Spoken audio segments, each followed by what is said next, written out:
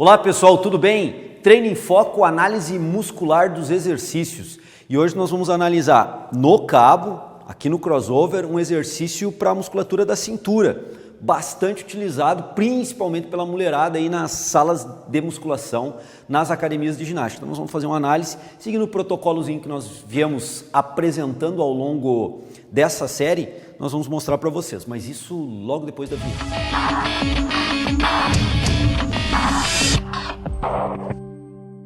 Pessoal, inicialmente, peço para vocês que se inscrevam no canal. Se vocês estão seguindo os nossos vídeos, estão gostando dos nossos vídeos, ele está sendo informativo para vocês, está contribuindo de alguma forma no seu aprendizado e no seu conhecimento, se inscreva no canal, esse é o nosso convite. Faça uma inscrição no canal, marque também aquele sininho que vai depois avisá-lo.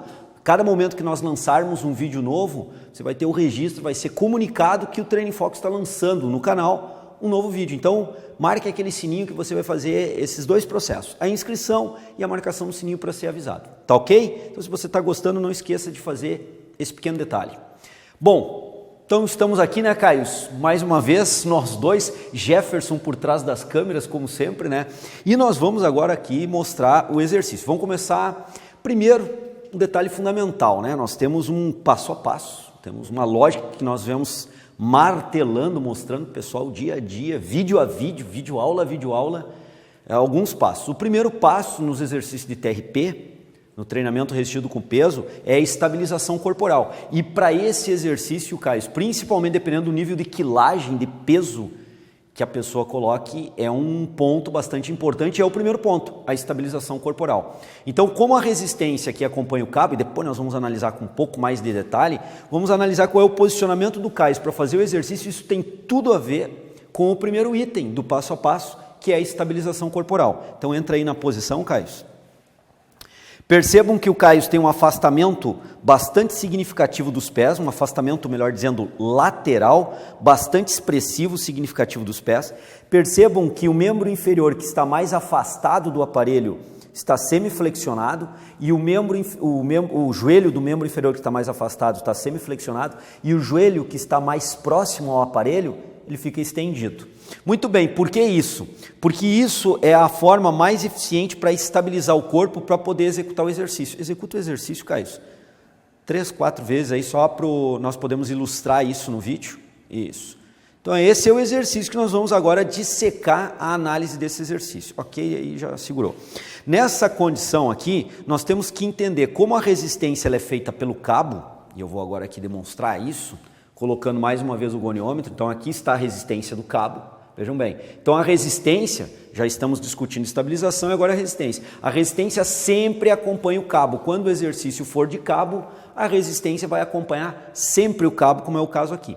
Então essa resistência, ela promove uma tensão sobre mão, antebraço do Caio, sobre o braço, sempre no sentido da resistência, percebam lá, sempre no sentido da resistência. Então o antebraço sempre no sentido da resistência. E se o Caio estabilizar bem o tronco, mantiver uma estabilidade adequada do tronco, percebam agora qual é o movimento na perna de base, no membro inferior de base, no pé de base, qual é o movimento que tende a produzir no corpo como um todo. Aproximar o Caio dessa posição. Faz com o joelho estendido, Caio. Levanta um pouquinho tua bermuda aqui, para a gente poder mostrar. Isso, então percebam, ó, a resistência, sempre nesse sentido. Vem, Caio. Isso. Essa é a tendência de movimento de desestabilização que a resistência tende a fazer no teu corpo. Volta lá. Porque o afastamento bem significativo dos pés e o joelho do membro inferior que está mais afastado em flexão? Porque se nós analisarmos agora aqui, pessoal, percebam bem, vou colocar um goniômetro acompanhando a linha do fêmur, essa haste do goniômetro acompanha a linha do fêmur, e outro fica na horizontal. O que nós percebemos com o ângulo formado aqui, independente de qual seja o ângulo formado? Que o Caio está nessa posição com um certo grau de abdução do quadril. Quando a resistência tensiona ele, traz a pelve e o corpo todo ao encontro do aparelho, faz devagarinho aí, Caio, com o joelho estendido. Isso. Vai lá de novo. Percebam o que está acontecendo nesse alinhamento do fêmur com a pelve. Aqui eu transcrevo a pelve e aqui o fêmur. A abdução, volta devagar, isso. Vou posicionar aqui de novo. Percebam que houve uma adução do quadril, produzida pela resistência.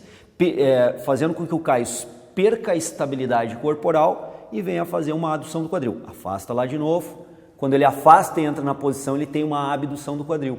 Então, dependendo da quilagem, nós já vemos que há uma tendência de movimento na questão estabilizatória do quadril. Há uma tendência de movimento de fazer qual o movimento no quadril, na articulação do quadril? Volta, Caio, devagar. Uma adução do quadril. Ok, Caio. Pode baixar o peso agora para nós fazer a execução ali. Então, percebam que nós temos uma tendência de movimento no quadril. E relembrando o nosso passo a passo, que nós já mostramos em videoaulas anteriores, primeira coisa, estabilização corporal, é o que nós estamos discutindo. Só que nós já estamos discutindo essa estabilização corporal com o segundo passo, que é a resistência. Para onde se encontra a resistência? Acompanhando o cabo. Então nós já vemos que essa perda, ou essa tendência de desestabilizar o caius, é causada obviamente pela resistência e tem uma repercussão no quadril. Por isso o afastamento, diria, significativo dos pés para conseguir dar essa base de equilíbrio maior e por isso o joelho afastado também em semiflexão, do membro inferior afastado em semiflexão, para dar essa base maior. Existem outras tendências de movimento e outras articulações envolvidas. O próximo passo é, recapitulando, estabilização corporal, a resistência para onde, em que sentido e direção ela se encontra, né? Ela tensiona o corpo. Segundo, articulações dinamicamente envolvidas, que são as mais fáceis de nós identificarmos. Não identificamos a dinamicamente envolvida, identificamos a articulação estaticamente envolvida, que seria o último item. Trouxe esse item na pauta porque nós estamos cruzando com a estabilidade corporal. Então vejam, esses são os 4 itens que nós temos que analisar. Vamos pegar agora a articulação dinamicamente envolvida, analisar o grupo muscular e depois nós vamos para outras. Vai lá, Caio. O Caio afasta e vai executar um movimento. Isso. Então percebam aqui, se nós analisarmos aqui, se encontra a resistência na minha mão, vou falar, a resistência vai e traciona o Caio para trás. Vai lateralmente e tensiona o caius para o lado contrário. Então o esforço que o caius tem que fazer contrário à resistência, que agora tem direção em sentido do cabo, é um esforço de inclinação ou flexão lateral lombar da coluna vertebral. Esse é o esforço que o caius está fazendo. Porque a resistência faz uma inclinação ou flexão para o lado direito do corpo do caius e o esforço faz um torque, portanto, rotacional para o lado direito, no plano coronal, e no plano coronal o caius vai fazer um esforço para o lado contrário, vai lá, ele vai fazer uma flexão ou inclinação lateral para o lado esquerdo, contrário à resistência que se encontra para o lado direito. Então, articulações dinamicamente envolvidas aqui, pode relaxar um pouquinho, Caius.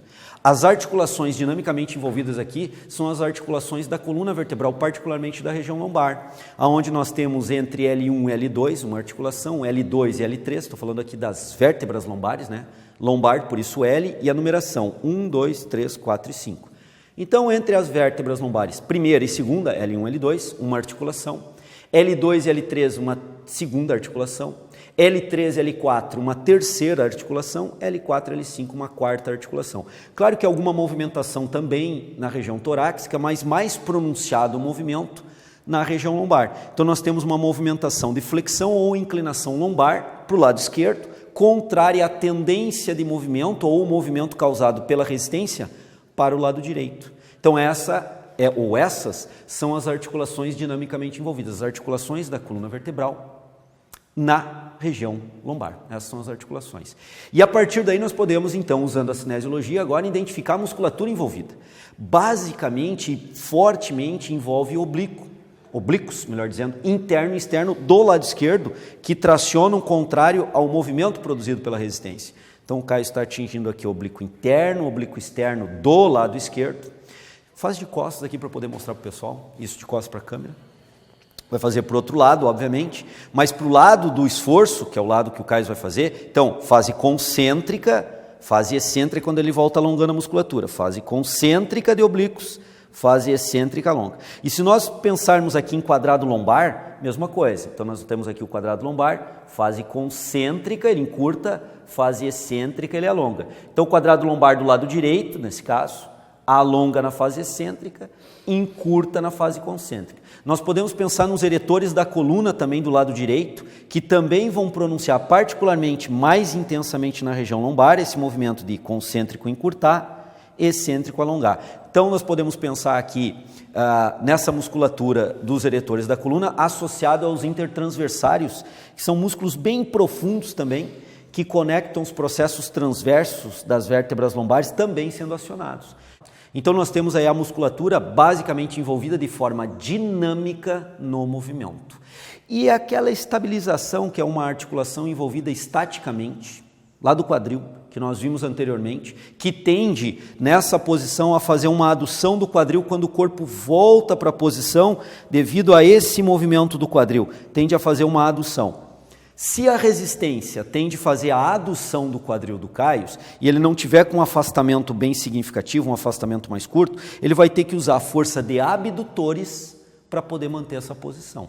Como nós fazemos um afastamento bastante significativo e ainda a flexão do joelho que está mais afastado, nós conseguimos dar uma base de estabilização corporal que não vai exigir dos abdutores para travar o movimento de adução, que é a tendência que tende a acontecer. Nós temos essa base bem afastada. Por isso que o Caio fez a base. Se não tiver a base, nós teríamos também que contabilizar aí músculos envolvidos, mais os abdutores, glúteo médio, né, tensor da fáscia lata, né? Então esses músculos também entrariam para travar e impedir o movimento de adução. Teríamos mais alguma tendência de movimento aqui? Teríamos se o Caio não fizer a movimentação e o posicionamento ideal de membro superior. Pega lá, Caio, vou mostrar isso aí para o pessoal. Vejam bem, fica na posição correta, tá? Ele vai manter na posição correta um alinhamento do membro superior com o cabo. Percebam então, que eu colocando o goniômetro aqui, ele tem um alinhamento entre o cabo, né, a direção e sentido do cabo, com o membro superior. Joga para cima agora, Caio. Mais para cima que tu consegue. Aí tá ótimo.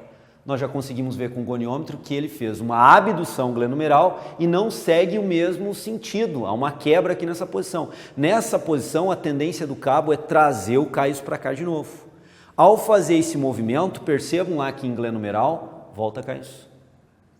Há uma adução glenumeral, vai de novo, faz equivocadamente o posicionamento. Ele abduziu, considerando aqui o alinhamento corporal, o cabo agora tende a fazer uma adução. Então, para manter essa posição elevada do membro superior, o Caio estaria acionando os abdutores, deltoide, supraespinhal, para manter uma posição abduzida, contrária ao cabo que quer manter esse alinhamento. Como o Caio já mantém esse alinhamento, nós não temos o acionamento significativo dessa musculatura, a não ser o acionamento da musculatura e manguito rotador para manter estabilidade, a coaptação articular de glenumeral, mas não uma tendência de movimento causada pelo cabo nessa situação, e essa tendência de movimento é de adução glenumeral. Um outro equívoco que o Caio poderia fazer nesse posicionamento é, ao invés de jogar as mãos elevadas, jogar ela uma posição mais baixa. Nessa posição mais baixa, de novo, percebam que o alinhamento entre o membro superior e a resistência não se mantém. Qual é a tendência de movimento aqui? Alinhar. Quando o Caio faz esse alinhamento e nós observarmos lá em glenumeral, vai lá, Caio, pode alinhar. Percebam que ele faz uma abdução glenumeral. Então, para manter uma posição que não é a posição ideal, ele não está alinhado com o cabo, ele vai ter que fazer uma força dos adutores glenumerais contrária à força do cabo, que é de abduzir até essa posição aqui. E aí entraria latíssimo do dorso, peitoral na sua porção costal, entre outros músculos. Como, mais uma vez eu repito, o Caio está alinhado, mantendo um alinhamento, essa musculatura não é envolvida a não ser coaptação glenumeral. Ok, Caio, pode relaxar. Então essa é a análise que nós temos que ter e a lógica que nós temos que observar do exercício. Então é um exercício que foca interessantemente aqui sobre oblíquos, então por isso cintura, interessante, de forma unilateral. Os feixes dos oblíquos, tanto internos quanto externos, mais lateralizados, são mais acionados do que aqueles que ficam mais na região anterior, que são de posicionamento de feixes de fibras mais oblíquos, efetivamente. Os que ficam mais na lateral são mais verticalizados as fibras e são as fibras mais acionadas nesse exercício. Existe uma tendência de movimento no quadril, que se o afastamento for grande é bloqueada pelo próprio peso corporal e o afastamento. Existem tendências de movimento em glenumeral, mas se o indivíduo que está executando pegar alinhado com o cabo, essa tendência de movimento é mínima. Então o enfoque do trabalho passa a ser particularmente musculatura de oblíquos, quadrado lombar, os intertransversários e os eretores da coluna, como eu comentei para vocês, ilho costal e os demais, principalmente na região lombar. É isso aí, Caio? Tranquilo, né? Tranquilo. Então a execução, ela pode ser coordenativamente para o primeiro momento que o executante começa a fazer, pode ser que coordenativamente seja um pouco complicado, mas depois acaba pegando tranquilo, acaba executando. Então tem que tomar um pouco de cuidado com a quilagem no início para pegar bem a técnica de execução. Mas em termos de análise muscular, é isso que nós vimos no vídeo de hoje. Beleza? Tranquilo? Não cansou de novo, né? Estou sendo muito queridinho aí com o Caio nos últimos vídeos, não estou fazendo ele sofrer nem um pouquinho. Então tá indo tranquilo, né? Não está sofrendo nada. Então tá beleza. Vai dar para nós gravarmos mais outros vídeos hoje ainda, né? Então é isso aí, pessoal. Um abração, até semana que vem. Se você quer se qualificar na atuação profissional de personal trainer, ou você ainda não é personal trainer, é acadêmico, mas pretende futuramente, pós-formado, atuar nessa área de personal trainer, não se esqueça de se cadastrar conosco e ficar atento aos nossos comunicados sobre a nossa formação continuada em personal trainer. Nós estamos divulgando nas nossas mídias. E aqui no canal do YouTube também você pode ver na descrição desse vídeo, entrar no nosso link e fazer uma matrícula, um pré-cadastro para receber informações do Treino em Foco a respeito de qualificação e aprofundamento profissional na atuação de personal trainer.